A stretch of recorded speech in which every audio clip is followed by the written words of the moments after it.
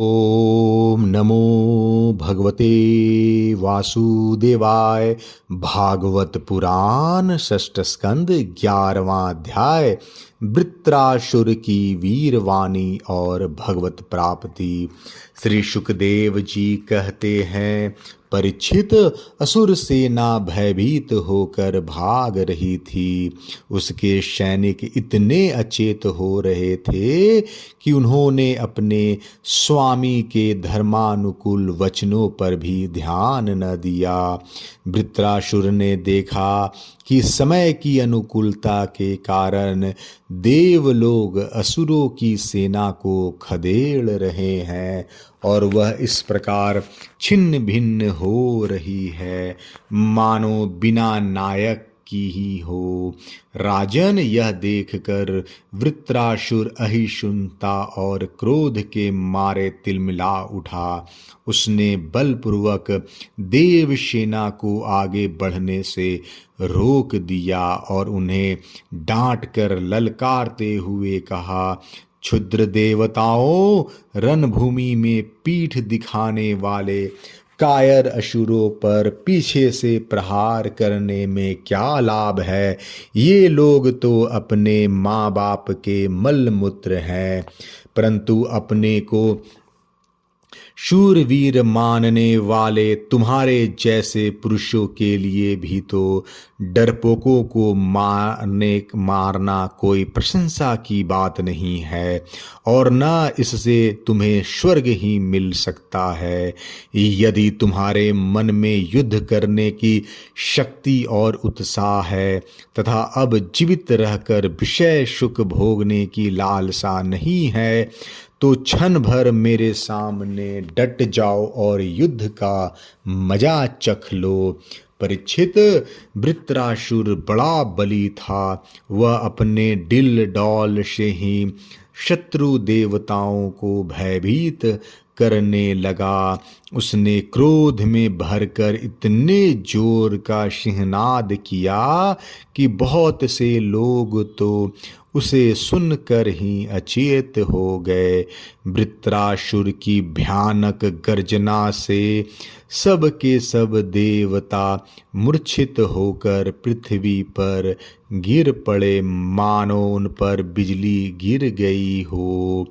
अब जैसे मदोन्मत्त गजराज नरकट का वन रौद डालता है, वैसे ही रन बांकुरा वृत्रासुर हाथ में त्रिशूल लेकर भय से नेत्र बंद किए पड़ी हुई देव सेना को पैरों से कुचलने लगा। उसके बेग से धरती डगमगाने लगी। वज्रपानी देवराज इंद्र उसकी यह करतूत सह न सके। जब वह उनकी ओर झपटा तब उन्होंने और भी चिढ़कर अपने शत्रु पर एक बहुत बड़ी गदा चलाई।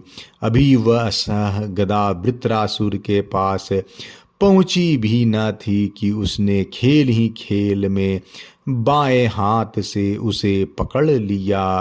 राजन, परम पराक्रमी वृत्रासुर ने क्रोध से आग बबूला होकर उसी गदा से इंद्र के वाहन ऐरावत के सिर पर बड़े जोर से गरजते हुए प्रहार किया। उसके इस कार्य की सभी लोग बड़ी प्रशंसा करने लगे। वृत्रासुर की गदा के आघात से ऐरावत हाथी वज्राहत पर्वत के समान तिलमिला उठा। सिर फट जाने से वह अत्यंत व्याकुल हो गया और खून उगलता हुआ इंद्र को लिए हुए ही 28 हाथ पीछे हट गया। देवराज इंद्र अपने वाहन ऐरावत के मूर्छित हो जाने से स्वयं भी विषादग्रस्त हो गए। यह देखकर युद्ध धर्म के मर्मज्ञ वृत्रासुर ने उनके ऊपर फिर से गदा नहीं चलाई तब तक इंद्र ने अपने अमृत श्रावी हाथ के स्पर्श से घायल ऐरावत की व्यथा मिटा दी और वे फिर रणभूमि में आ डटे। परीक्षित, जब वृत्रासुर ने देखा कि मेरे भाई विश्वरूप का वध करने वाला ये शत्रु इंद्र युद्ध के लिए हाथ में वज्र लेकर फिर सामने आ गया है, तब उसे उनके उस क्रूर पाप कर्म का स्मरण हो आया और वह शोक और मोह से युक्त हो हंसता हुआ उनसे कहने लगा। वृत्रासुर बोला, आज मेरे लिए बड़े सौभाग्य का दिन है कि तुम्हारे जैसा शत्रु, जिसने विश्व रूप के रूप में ब्राह्मण अपने गुरु एवं मेरे भाई की हत्या की है, मेरे सामने खड़ा है। अरे दुष्ट, अब शीघ्र से शीघ्र मैं तेरे पत्थर के समान कठोर हृदय को अपने शूल से विदीर्ण करके भाई से उरिन्न होऊंगा।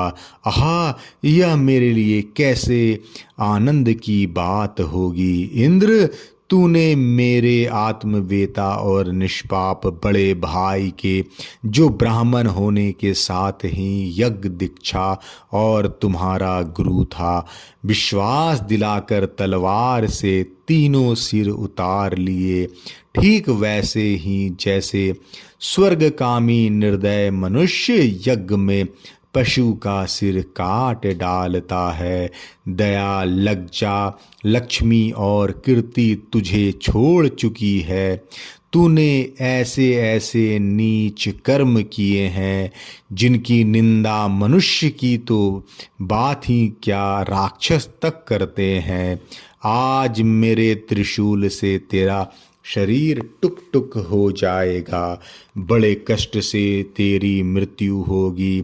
तेरे जैसे पापी को आग भी नहीं जलाएगी, तुझे तो गीध नोच नोच कर खाएंगे। ये अज्ञानी देवता तेरे जैसे नीच और क्रूर के अनुयायी बनकर मुझ पर शास्त्रों से प्रहार कर रहे हैं। मैं अपने तीखे त्रिशूल से उनकी गर्दन काट डालूंगा और उनके द्वारा गणों के सहित भैरवादी भूतनाथों को बलि चढ़ाऊंगा। वीर इंद्र, यह भी संभव है कि तू मेरी सेना को छिन्न भिन्न करके अपने वज्र से मेरा सिर काट ले। तब तो मैं अपने शरीर की बलि पशु पक्षी को समर्पित करके कर्म बंधन से मुक्त महापुरुषों की चरण रज आश्रय ग्रहण करूंगा। जिस लोक में महापुरुष जाते हैं वहां पहुंच जाऊंगा। देवराज, मैं तो तेरे सामने खड़ा हूं, तेरा शत्रु। अब तू मुझ पर अपना अमोघ वज्र क्यों नहीं छोड़ता। तू यह संदेह न कर कि जैसे तेरी गदा निष्फल हो गई है, कृपणा पुरुष की हुई याचना कृपणन पुरुष से की हुई याचना के समान यह वज्र भी वैसे ही निष्फल हो जाएगा। इंद्र, तेरा यह वज्र श्री हरि के तेज और दधीची ऋषि की तपस्या से शक्तिमान हो रहा है।